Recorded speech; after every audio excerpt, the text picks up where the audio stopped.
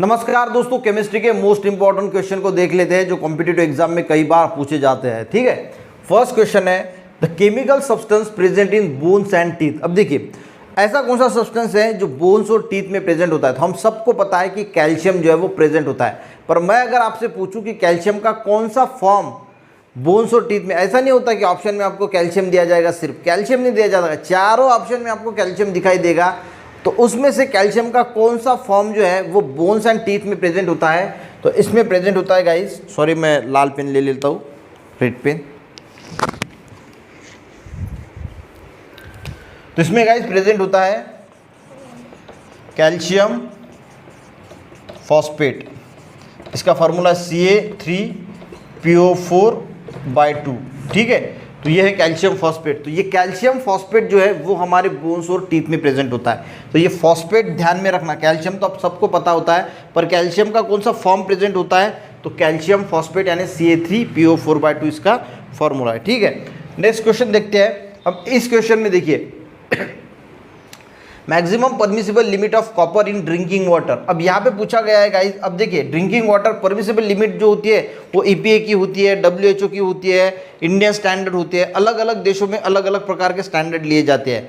पर अगर हम कॉपर की बात करें, इन जनरल की अगर मैं बात करूँ, तो कॉपर की अगर हम परमिसिबल लिमिट यानी पानी में कितना कॉपर होना चाहिए तब पानी जो है वो पीने योग्य माना जाता है कि यहाँ पे इतना कॉपर है तो ये पीने योग्य है। तो देखिए यहाँ पे mg पर लीटर, यूनिट भी बहुत इंपॉर्टेंट है, यहाँ पे mg पर लीटर लिया है।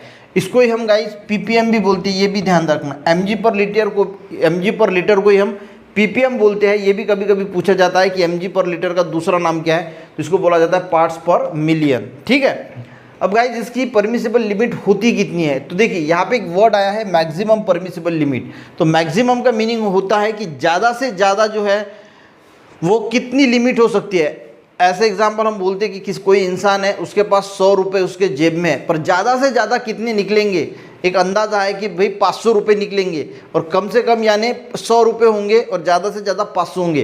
तो इसी प्रकार यहाँ पे भी सिर्फ परमिसिबल लिमिट अगर आपको पूछा जाता है तो वो चीज़ अलग बन जाती है, पर मैक्सिमम परमिसिबल लिमिट अगर पूछा जाता है तो इसकी मैक्सिमम परमिसिबल लिमिट है गाइज 1 mg पर लीटर, या हम इसको 1.5 mg भी कहीं के आपको दिखता है। तो 1 या 1.5 mg पर लीटर जो है इसकी मैक्सिमम परमिसिबल लिमिट है। बस ज़्यादा से ज़्यादा इतना, इससे ज़्यादा तो होना ही नहीं चाहिए। अब कॉपर अगर, और जब परमिसिबल लिमिट की हम बात करें तो 0.05 mg पर लीटर होना चाहिए, इतना भी सफिशिएंट होता है। पर चलो ठीक है, 1 mg पर लीटर भी होता है तो हम उसको ठीक है पीने योग्य मानते हैं।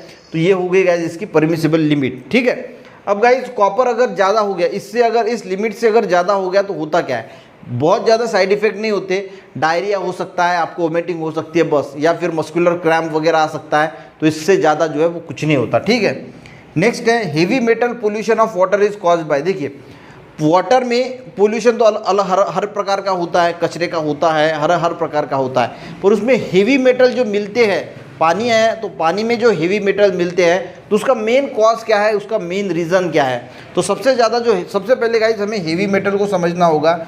जो हेवी मेटल्स होते हैं उनकी जो डेंसिटी होती है वो हाई होती है, उनका जो एटॉमिक वेट होता है, एटॉमिक वेट जो होता है वो भी हाई होता है।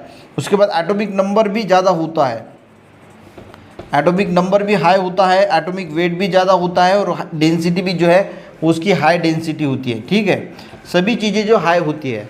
अब इसमें कौन हेवी मेटल की बात करें तो कौन कौन आता है, इसमें आता है मर्क्यूरी, लीड, कैडमियम, कुछ बातें बता रहा हूँ आपको पता होना चाहिए, क्रोमियम, आर्सेनिक। तो ये गाइस कुछ हेवी मेटल्स है। अब ये अगर हेवी मेटल की बात करें तो ये अपने आप में हर हेवी मेटल बहुत डेंजर है। मर्क्यूरी बहुत डेंजर है, मर्क्यूरी की वेपर्स अगर इनहेल कर ले तो मेंटल प्रॉब्लम आ जाती है, लीड भी जाए तो हड्डियाँ खराब होती है, मेंटल प्रॉब्लम आ जाता है। कैडमियम बैटरी में पाया जाता है, वो तो बहुत खतरनाक होता है, हड्डी टीथ को पूरा गायब कर देता है, पूरा ख़राब कर देता है। तो इस प्रकार हेवी मेटल का जो है वो असर जो है हमारे बॉडी पे दिखता है। तो ये हेवी मेटल आते कहाँ से, तो ये मेन आते हैं गाइस पेंट इंडस्ट्री से, यानी जो घर में हम कलर मारते हैं, पेंट्स जो लगाते हैं, तो वहाँ की जो इंडस्ट्रीज़ होती है वहाँ से जो वेस्ट निकलता है, जो पानी में समुंदर में जाता है या फिर कोई किसी भी पानी में जाता है, तो वो वाटर जो है वो हेवी मेटल को कॉज करता है। समझ में आ गया? तो सबसे ज़्यादा जो पेंट इंडस्ट्री होती है या हम घर में पेंट मारते हैं तो वो पानी कहीं से कुएं में चला जाता है, तो वहाँ से जो है वो हेवी मेटल जो है वो डिपॉजिट होते हैं पानी में। तो इसका मेन रीज़न क्या है? तो पेंट इंडस्ट्री या फिर पेंट्स। अब नेक्स्ट क्वेश्चन देखते गए, एस्बेस्टॉस इज फॉर्म ऑफ। देखिए सबसे पहले तो समझिए कि जो एस्बेस्टॉस है ये किसका फॉर्म है, तो मैं आपको बता देता हूँ सबसे पहले कि ये कैल्शियम एंड मैग्नीशियम का एक फॉर्म है, ठीक है। अब एस्बेस्टॉस जो है वो बहुत डेंजर है, इससे लंग का कैंसर भी होता है और ब्लैक लंग डिसीज़ भी जो होता है, ब्लैक लंग डिसीज़, ठीक है। अब ये जो कोल माइंस जो होती है वहाँ पे एस्बेस्टॉस बहुत ज़्यादा पाया जाता है। तो कोल माइंस में जो लोग काम करते हैं उनमें ये lung cancer, black lung disease जो है वो देखा जाता है, क्योंकि वो इनहेल करते हैं उस एस्बेस्टॉस को और इसी वजह से उनको ये डिसीज जो है वो देखने को मिलता है। नेक्स्ट क्वेश्चन देखते हैं, which element occur most abundantly in earth crust. देखिए जो अर्थ क्रस्ट है इसमें कौन सा एलिमेंट जो है वो मोस्ट अबंडेंटली फाउंड होता है, तो सबको पता होगा, शायद आपको पता होगा, मेरे पुराने वीडियो देखे होंगे। तो ऑक्सीजन, कम से कम 46% जो मास होता है अर्थ क्रस्ट का, तो ये ऑक्सीजन से मिल के बनाया होता है, यानी मोस्ट अबंडेंटली कौन सा एलिमेंट मिलता है तो वो होता है ऑक्सीजन, ठीक है। नेक्स्ट देखता है, compound that contain carbon are called. देखिए ऐसा कंपाउंड जिसमें कार्बन होता है उसे मोस्टली हम क्या करते हैं, देखिए जो ऑर्गेनिक कंपाउंड्स होते हैं ना इसमें मोस्टली क्या होता है, कार्बन होता है, और उसे हम जिसमें कार्बन होता है उसको हम ऑर्गेनिक कंपाउंड बोलते हैं इन जनरल, ठीक है। नेक्स्ट क्वेश्चन है, the estimation of age of earth is done bye.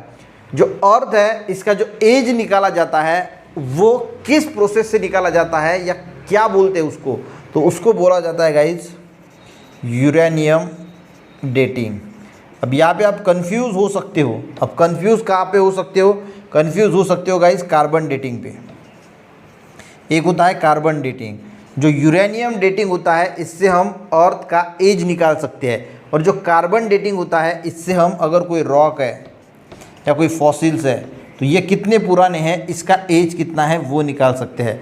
अगर मैं आपसे पूछूं कि अर्थ का एज कितना है तो वो भी आपको पता होना चाहिए।